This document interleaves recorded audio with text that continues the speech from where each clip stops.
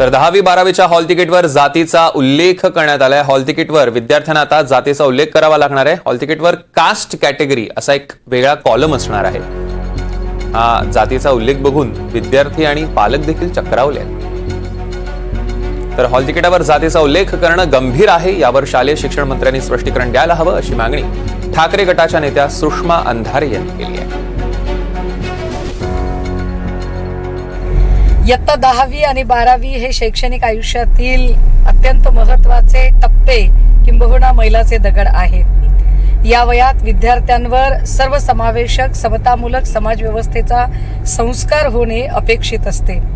मात्र जर याच काळामध्ये शिक्षण मंडळाकडून मुलांच्या प्रवेशिकेवर जातीची नोंद होणार असेल तर शिक्षण मंडळाचा उद्देश हा जात निर्मूलन किंवा सर्व समावेशक समतामूलक व्यवस्था प्रस्थापित करणे आहे की जातीधिष्ठित समाज व्यवस्था निर्माण करणे आहे, याचे उत्तर आता शिक्षण मंत्र्यांनी द्यायला हवे।